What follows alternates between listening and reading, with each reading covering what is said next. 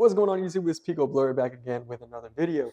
I know I've been gone for a minute. I was waiting to get some new equipment, and this is the first video where I have all of my new lenses, my new equipment for this video. So I'm going to jump into this tutorial real quick. Thank you guys for being patient, and we are back with the content. Let's go ahead and jump into this tutorial. In this tutorial, I'm just going to show you guys the simplest way to be able to do a mid-drop fade.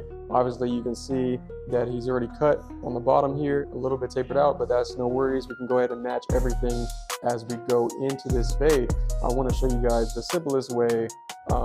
That way you can do this if you're just learning, or if you're at home and you're doing this kind of haircut on your kid at home or your husband, whatever you need to be able to do to get this haircut done. I'm going to show you the simplest way.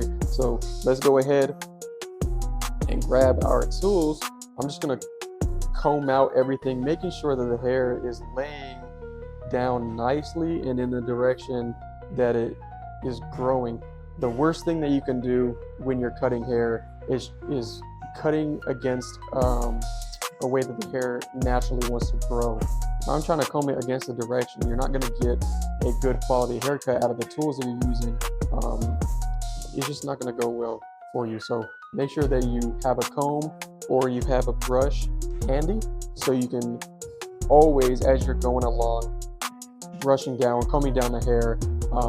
That way you know that you're cutting the hair at its natural fall. Usually I'll go in and I'll debulk the sides, but the hair is pretty short on the sides, so I'm just going to go in with my trimmer and set my baseline. This is going to be my bald line. So I'm going to take my trimmer and I'm just going to go in and set my baseline right in here.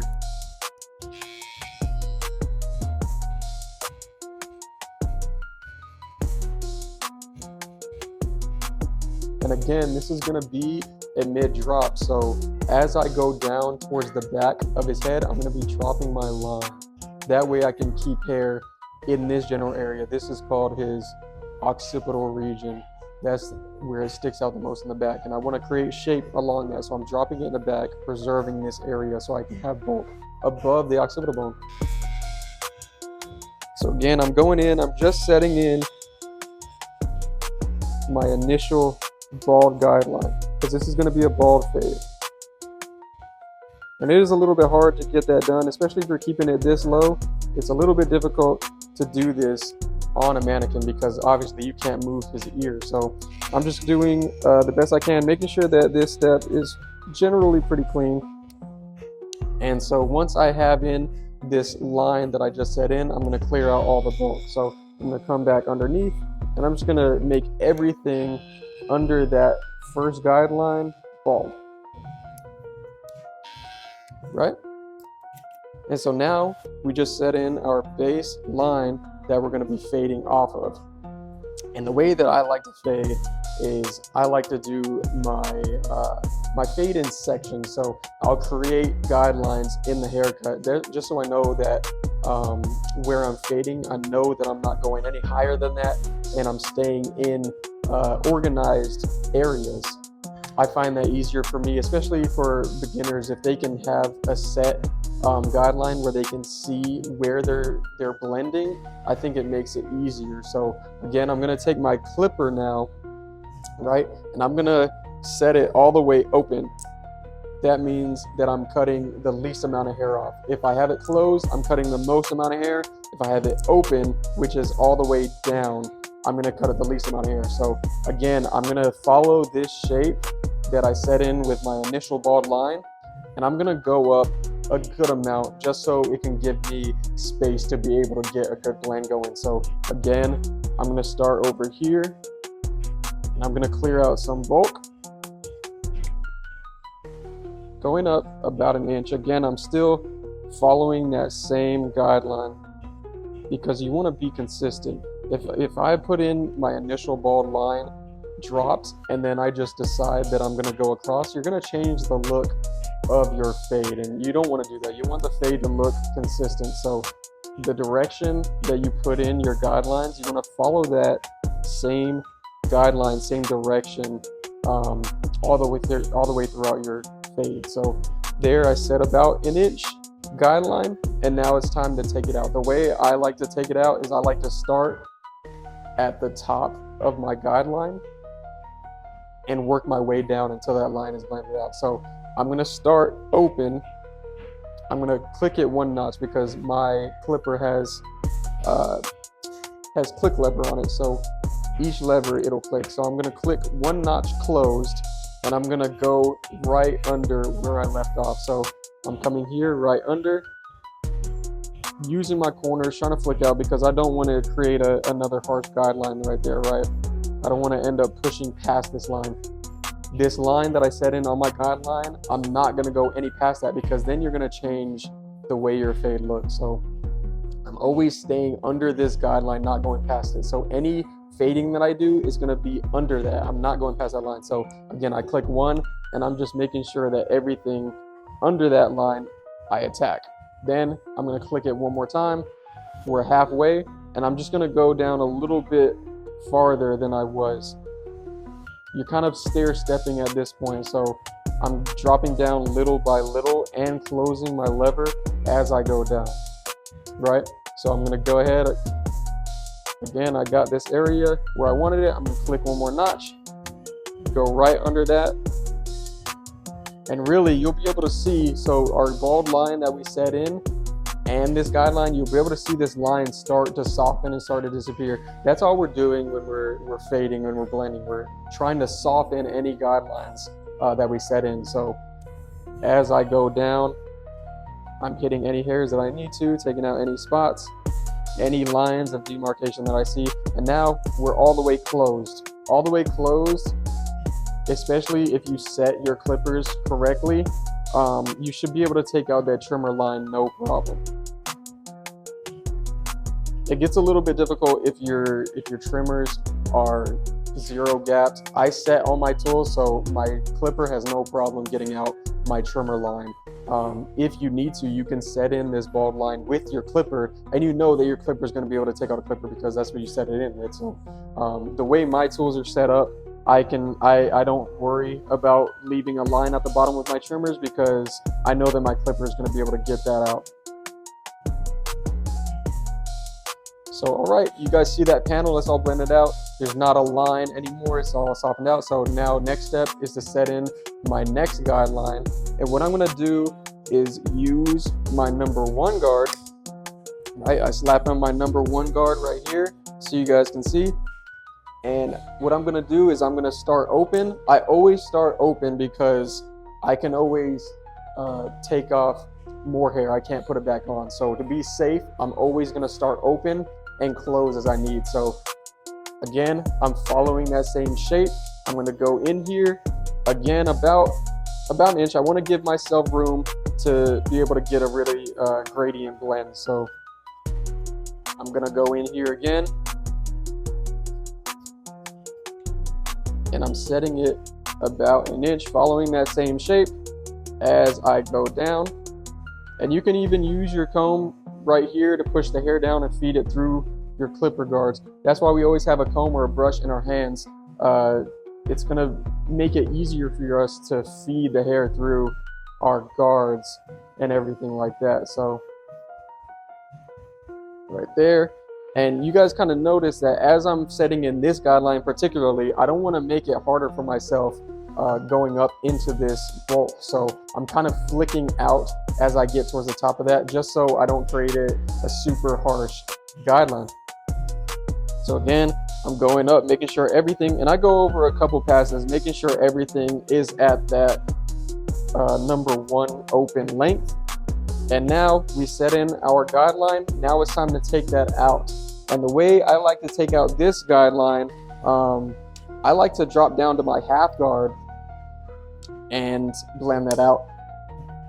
Just because, in my opinion, if you try to use the number one guard and blend it down into your no guard open, it doesn't really get the line all the way out. So to be able to do that, I use my half guard because I know it's going to take that line all the way out.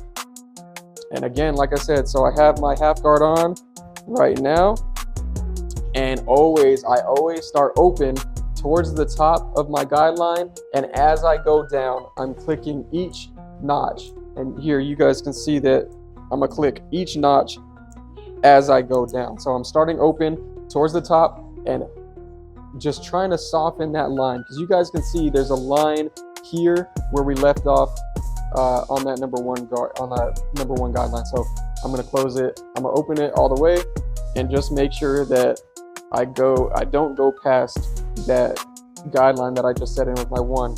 So I'm attacking that, I'm gonna click 1 notch, and I'm just gonna go down a little bit below where I was.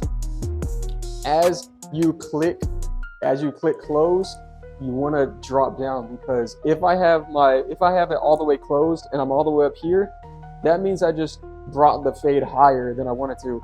As you go up, you open your lever. As you go down, you close your lever, because we're getting closer to skin down here. So again, I'm starting open towards the top, and as I step down towards this guideline, I'm closing the lever little by little. So again, I just clicked it 1 notch, and I'm going down just a little bit. I click it down 1 notch again, and I'm going down just a little bit. Really trying to just hit that guideline that I set in with my number 1. Right, and you guys can see as I'm clicking this lever down, you're seeing that line start to soften, you're seeing that line start to disappear, and I can always go back through my steps and open and close my lever. That's called lever play, is when you're going back through your guidelines and just taking out any dark spots. See right here, I see a dark spot that I'm not completely happy with, so I'm gonna go again, I'm gonna open my lever, because I don't want to take off more hair than I'm needing to. So I'm just gonna be safe, and if that's not cutting anything, that lets me know that I can drop down and close the lever as I get to that spot.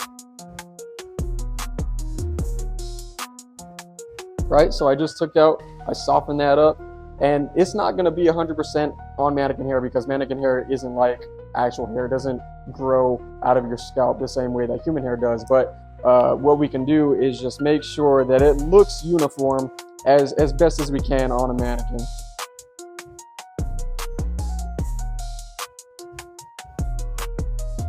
Right, and so now we have this good gradient blend going on, and we want to start to fade up into this bulk up top. So one more step, I'm going to grab my number 2 guard, and I'm not really trying to create a guideline on this step. There's my number 2 guard. I'm really not trying to create a guideline on this step. I just want to kind of clear out some of this bulk so we can begin to transition that into the top. So again, I'm going to start open, and I'm going in, and I'm really flicking out, just trying to soften this area, because I'm gonna go under that with my 1.5 guard to blend everything in. And then after that step, I'm gonna define my shape with some clipper over comb. I think that's one of the best ways to be able to create shape, and show you guys just a little bit of a more advanced technique. I know I said this is gonna be super basic, and you can make it super basic. You would just slap on your number 4 guard, and I can show you guys that as well.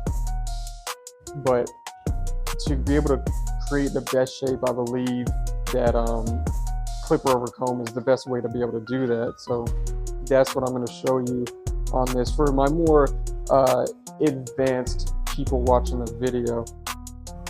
So here again, we're softening up, and you guys see there's a little bit of demarcation right in here. I'm going to come back and get with my 1.5 guard. But the shape is looking pretty solid now. We got a little bit of the bulk out of the way, and I just want to make this blend a little bit seamless. So I'm going to close up my lever with my number 2 and flick out that area.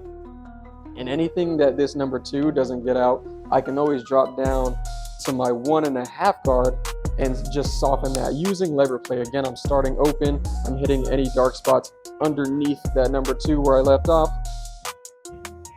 and just trying to get any dark spots that I see. And you guys can see this is really fast, it's really simple to be able to get a good fade. And obviously, you know, a client would be pretty happy with how this fade just turned out as it is.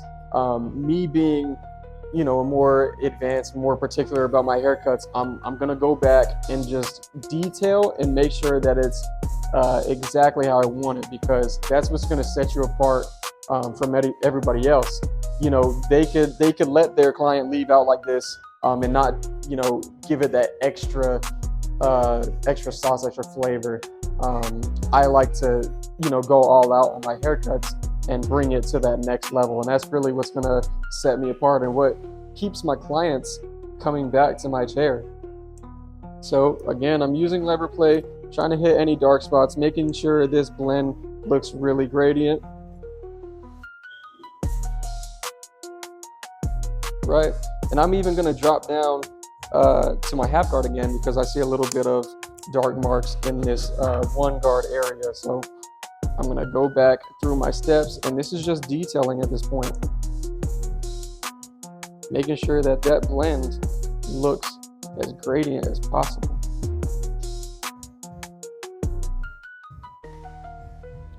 Right, and that fade is looking pretty blurry, man. I ain't gonna trip.